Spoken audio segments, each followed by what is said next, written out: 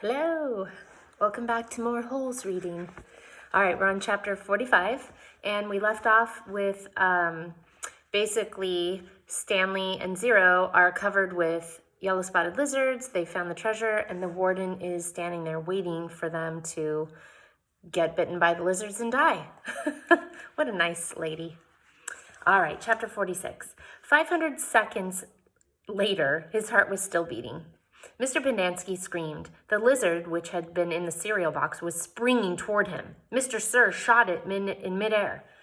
Stanley felt the blast shatter the air around him. The lizard scurried frantically across his very still body. He did not flinch. A lizard ran across his closed mouth. He glanced at Zero, and Zero's eyes met his. Somehow they were both still alive, at least for one more second, one more heartbeat. Mr. Sir lit a cigarette. "I thought you quit," said one of the other counselors. "Yeah, well, sometimes sunflower seeds just won't cut it." He took a long drag on the cigarette. "I'm going to have nightmares the rest of my life." "Maybe we should just shoot them," suggested Mr. Pendanski. "Who?" asked the counselor. "The lizards or the kids?" Mr. Pendanski laughed grimly. "The kids are going to die anyway." He laughed again. "At least we got plenty of graves to choose from."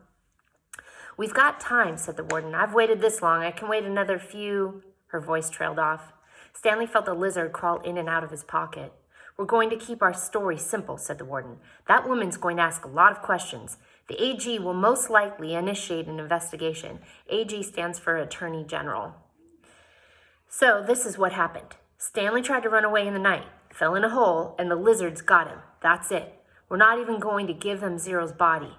As far as anyone knows, Zero doesn't exist. Like Mom said, we got plenty of graves to choose from." "Why would he run away if he knew he was getting released today?" asked Mr. Pendanski. "Who knows? He's crazy. That was why we couldn't release him yesterday. He was delirious, and we had to keep watch over him so he wouldn't hurt himself or anybody else." "She's not going to like it," said Mr. Pendanski. "She's not going to like anything we tell her," said the warden. She stared at Zero and the suitcase. "Why aren't you dead yet?" she asked. Stanley only half listened to the talk of the counselors. He didn't know who that woman was or what AG meant. He didn't even realize they were initials. It sounded like one word, AG. His mind was focused on the tiny claws that moved up and down his skin and through his hair. He tried to think about other things. He didn't want to die with the images of the warden, Mr. Sir, and the lizards etched into his brain. Instead, he tried to see his mother's face. His brain took him back to a time when he was very little, all bundled up in a snowsuit. He and his mother were walking hand in hand, mitten in mitten, when they both slipped on some ice and fell and rolled down a snow-covered hillside. They ended up at the bottom of the hill. He remembered he almost cried, but instead he laughed. His mother laughed too. He could feel the same light-headed feeling he felt then, dizzy, rolling down the hill. He felt the sharp coldness of the snow against his ear. He could see the flecks of snow on his mother's bright and cheery face. This was where he wanted to be when he died. "Hey, caveman, guess what?" said Mr. Sir. "You're innocent after all. I thought you'd like to know that. Your lawyer came to get you yesterday. Too bad you weren't here." The words meant nothing to Stanley, who was still in the snow. He and his mother climbed back up the hill and rolled down again, this time on purpose. Later, they had hot chocolate with lots of melted marshmallows. "It's getting close to 4:30, said Mr. Pendanski. "They'll be waking up." The warden told the counselors to return to the tents. She told them to give the campers breakfast and to make sure they didn't talk to anyone. As long as they did as they were told, they wouldn't have to dig any more holes. If they talked, they would be severely punished. "How should we say they will be punished?" one of the counselors asked. "Let them use their imaginations," said the warden. Stanley watched the counselors return to the tents, leaving only the warden and Mr. Sir behind. He knew the warden didn't care whether the campers dug any more holes or not. She'd found what she was looking for. He glanced at Zero. A lizard was perched on his shoulder. Zero remained perfectly still, except for his right hand, which slowly formed a fist. Then he raised his thumb, giving Stanley the thumbs-up sign. Stanley thought back to what Mr. Sir had said to him earlier, and the bits of conversation he'd overheard. He tried to make sense out of it. Mr. Sir had said something about a lawyer, but Stanley knew his parents couldn't afford a lawyer. His legs were sore from remaining rigid for so long. Standing still was more strenuous than walking. He slowly allowed himself to lean against the side of the hole. The lizards didn't seem to mind. Chapter 47. The sun was up and Stanley's heart was still beating. There were 8 lizards in the hole with him. Each one had exactly 11 yellow spots.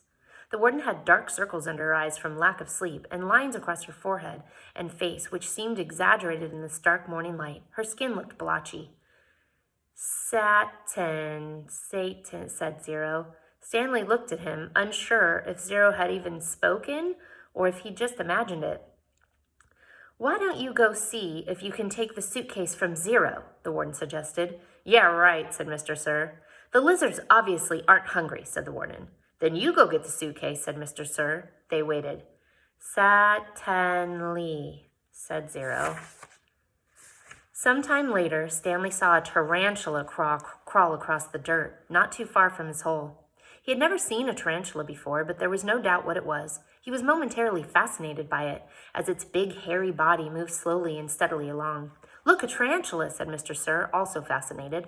I've never seen one, said the warden, except in... Suddenly, Stanley felt a sharp sting on the side of his neck. The lizard hadn't bit him, however. It was merely pushing off. It leapt off Stanley's neck and pounced on the tarantula. The last Stanley saw of it was one hairy leg sticking out of the lizard's mouth. Not hungry, huh? Said Mr. Sir. Stanley tried to return to the snow, but it was harder to get there when the sun was up. As the sun rose, the lizards moved lower in the hole, keeping mainly in the shade. They were no longer on his head and shoulders, but had moved down to his stomach, legs, and feet.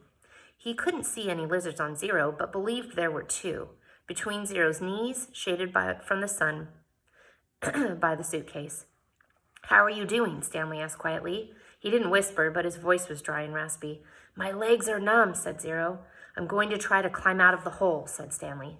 As he tried to pull himself up, using just his arms, he felt a claw dig into his ankle. He gently eased himself back down. Is your last name your first name backward? Zero asked. Stanley stared at him in amazement. Had he been working on that all night? He heard the sound of approaching cars. Mr. Sir and the warden heard it as well. You think it's them? Asked the warden. It ain't Girl Scouts selling cookies, said Mr. Sir. He heard the cars come to a stop and the doors open and shut. A little while later, he saw Mr. Bonansky and two strangers coming across the lake. One was a tall man in a business suit and cowboy hat. The other was a short woman holding a briefcase. The woman had to take 3 steps for every 2 taken by the man. Stanley Elnatz, she called, moving out ahead of the others. I suggest you don't come any closer, said Mr. Sir. You can't stop me, she snapped. Then she took a second glance at him, wearing pajama pants and nothing else. We'll get you out of there, Stanley, she said. Don't you worry. She appeared to be Hispanic, with straight black hair and dark eyes. She spoke with a little bit of a Mexican accent, trilling her R's. What in tarnation, the tall man exclaimed as he came up behind her. She turned on him. I'm telling you right now, if any harm comes to him, we will be filing charges, not only against Ms. Walker and Camp Green Lake, but against the entire state of Texas as well. Child abuse, false imprisonment, torture. The man was more than a head taller than she, and was able to look directly over her as he spoke to the warden. How long have they been in there? All night, as you can see by the way we're dressed. They snuck into my cabin while I was asleep and stole my suitcase. I chased after them and they ran out here and fell into the lizard's nest. I don't know what they were thinking. That's not true, Stanley said. Stanley, as your lawyer, I advise you not to say anything, said the woman, until you and I have a chance to talk in private. Stanley wondered why the warden lied about the suitcase. He wondered who it legally belonged to.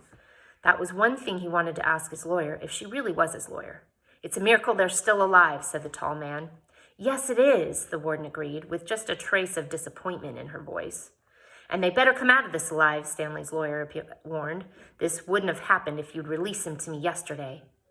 It wouldn't have happened if he wasn't a thief, said the warden. I told him he would be set free today, and I guess he decided he'd try to take some of my valuables with him. He's been delirious for the last week. Why didn't you release him when she came to you yesterday, the tall man asked.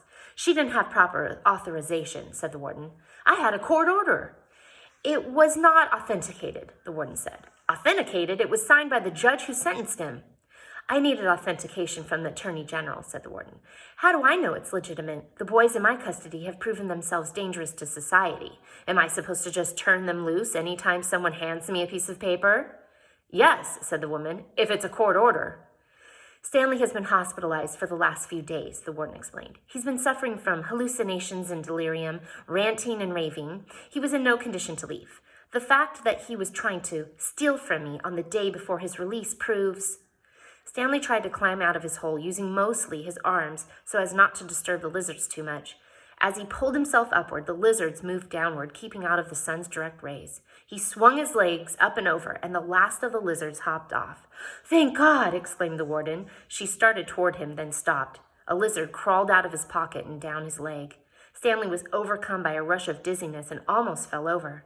He steadied himself, then reached down, took hold of Zero's arm, and helped him slowly to his feet. Zero still held the suitcase.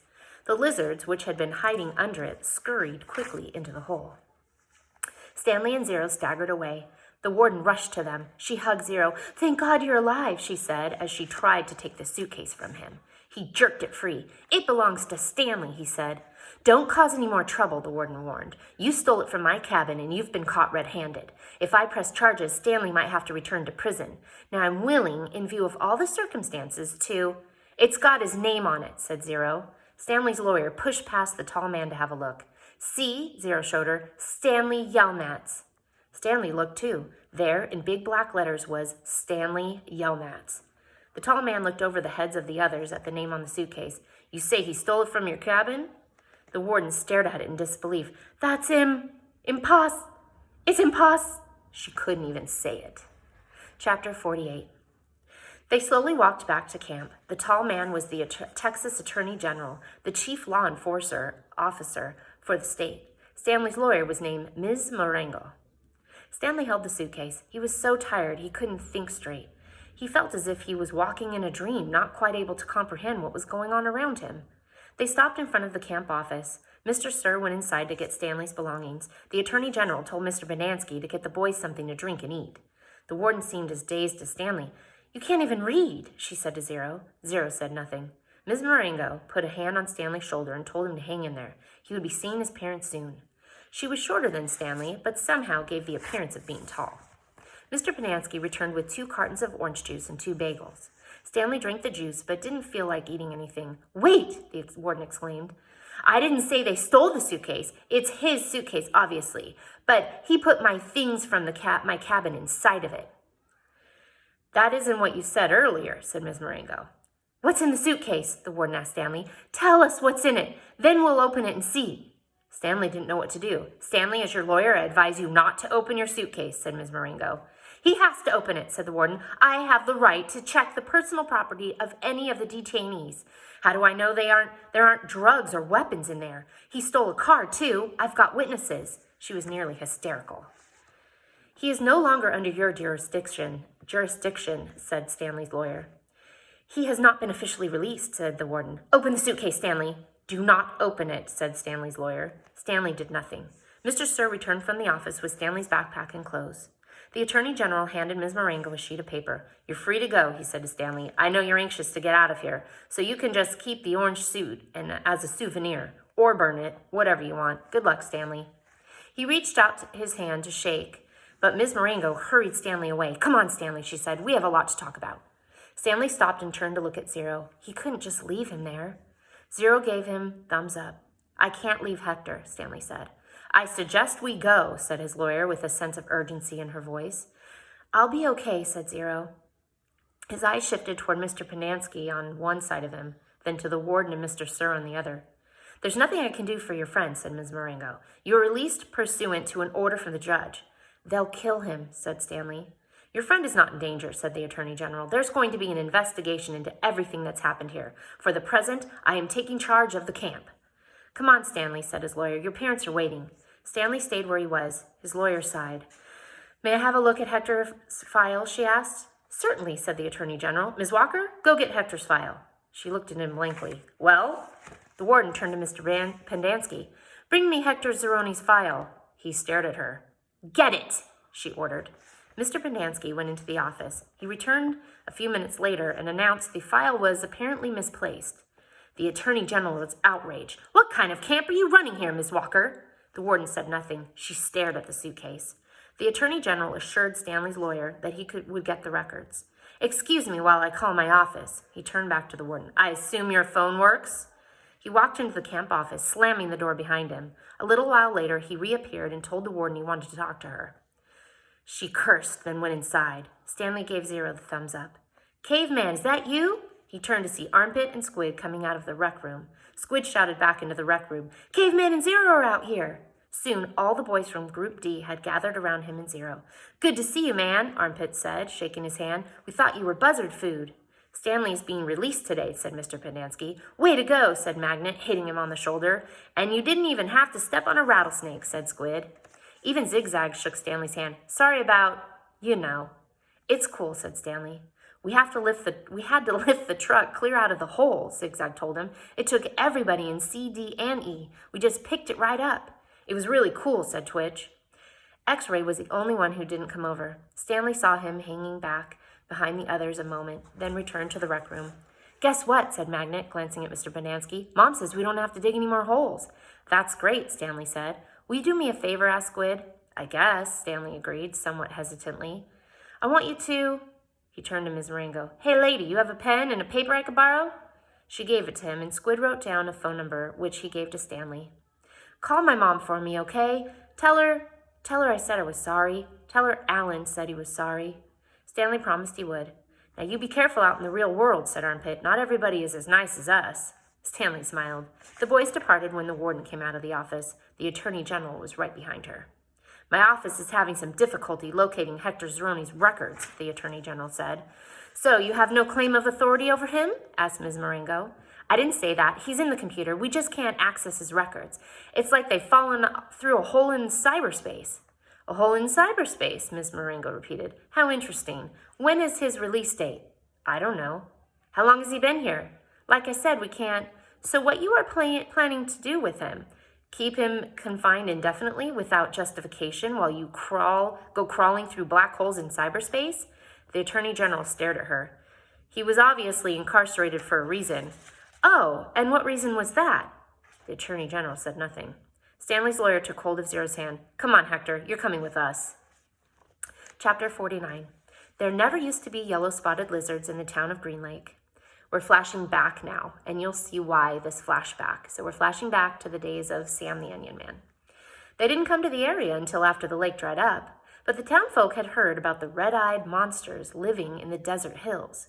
One afternoon, Sam the Onion Man and his donkey, Mary Lou, were returning to his boat, which was anchored just a little offshore. It was late in November, and the peach trees had lost most of their leaves. "Sam!" someone called. He turned around to see 3 men running after him, waving their hats. He waited. "Afternoon, Walter, Bo, Jesse," he greeted them as they walked up, catching their breath. "Glad we caught you," said Bo. "We're going rattlesnake hunting in the morning." "We want to get some of your lizard juice," said Walter. "I ain't as scared of no rattlesnake," said Jesse, "but I don't want to come across one of those red-eyed monsters. I seen one once, and that was enough. I knew about the red eyes, of course. I hadn't heard about the big black teeth." "It's the white tongues that get me," said Bo.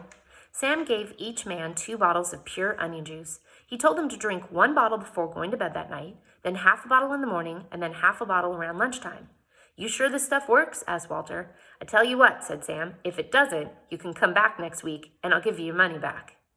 Well, that's a joke, because if it didn't work, then they would get bit and die. Walter looked around unsure as Bo and Jesse laughed. Then Sam laughed too. Even Mary Lou let out a rare hee-haw.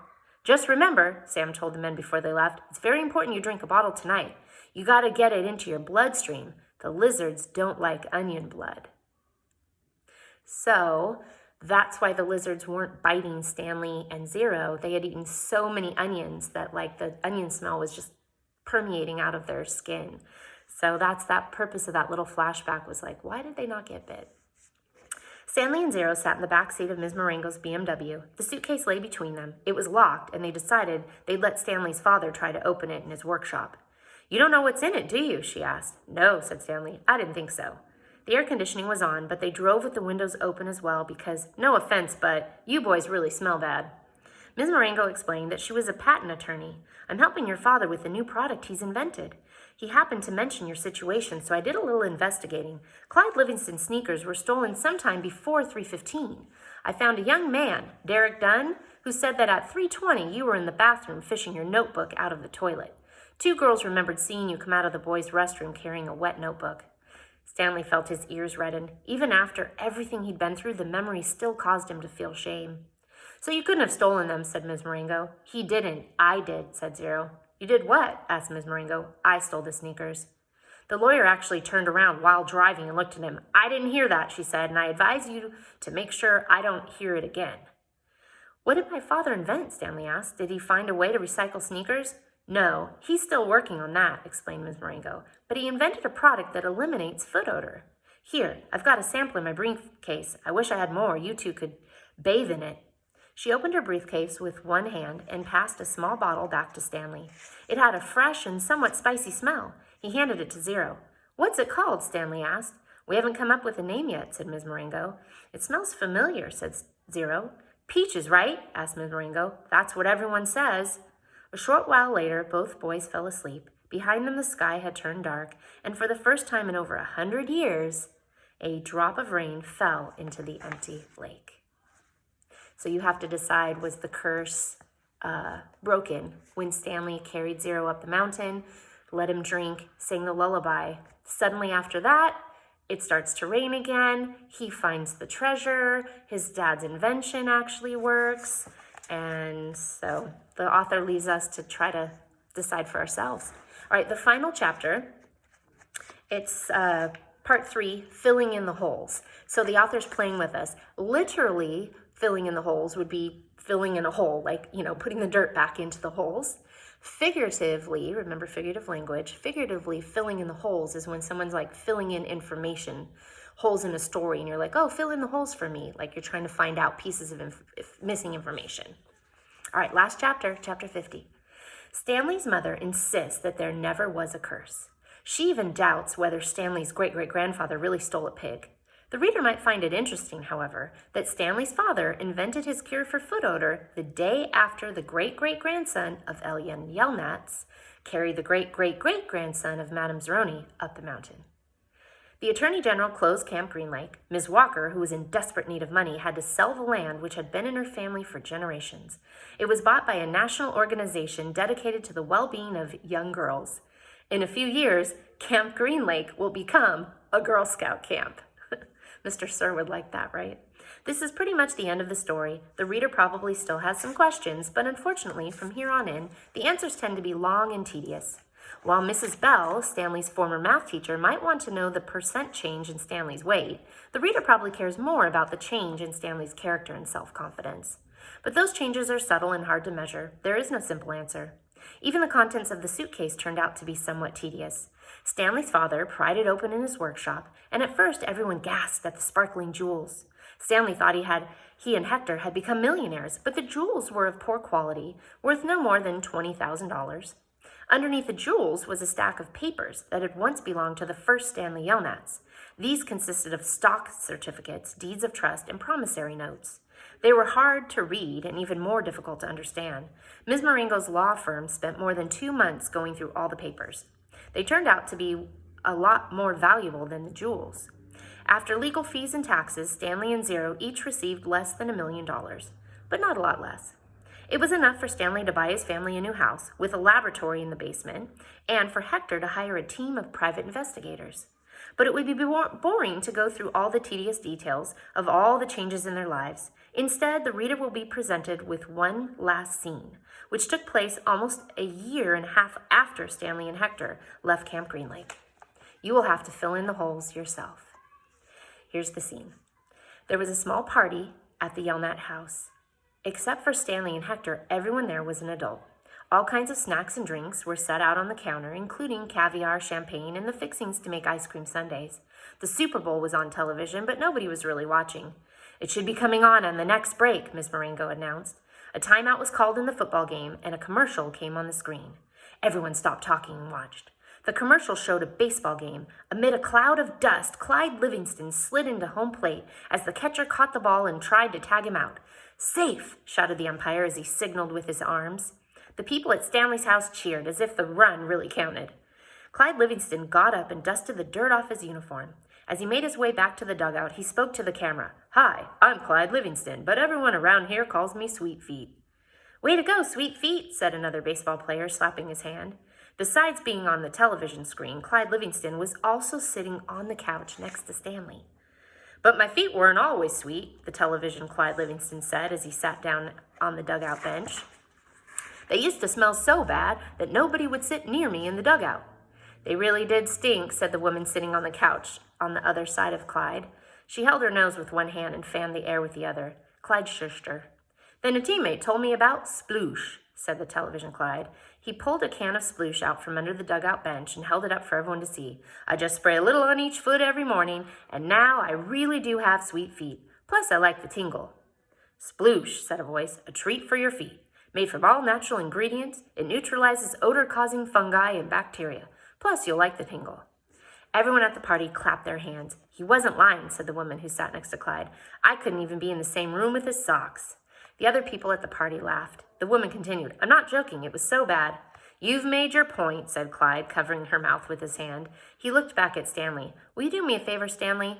Stanley raised and lowered his left shoulder. I'm going to get more caviar, said Clyde. Keep your hand over my wife's mouth. He patted Stanley on the shoulder as he rose from the couch. Stanley looked uncertainly at his hand, and then at Clyde Livingston's wife. She winked at him. He felt himself blush and turned away toward Hector, who was sitting on the floor in front of an overstuffed chair. A woman, sitting in the chair behind Hector, was absent-mindedly fluffing his hair with her fingers. She wasn't very old, but her skin had a weathered look to it, almost like leather. Her eyes seemed weary, as if she'd seen too many things in her life that she didn't want to see. And when she smiled, her mouth seemed too big for her face. Very softly, she half sang, half hummed a song that her grandmother used to sing to her when she was a little girl. If only the moon speaks no reply, reflecting the sun and all that's gone by. Be strong, my weary wolf, turn around boldly, fly high, my baby bird, my angel, my only. So that's like the second verse of the verse that Stanley was singing. So we know that that came from Miss Madame Zeroni. And that's Holes. That's the end of our story. I hope that you guys enjoyed it. Now I am going to be using the questions that you'll be having. You'll have one question per day, and those will be counting for your literature section of the report card. So make sure you really take your time and answer the questions clearly. Look at the directions. It'll tell you how many pieces of evidence you need to have and how many sentences, or, make sure to answer in a complete sentence. Okay? All right. Thanks for joining.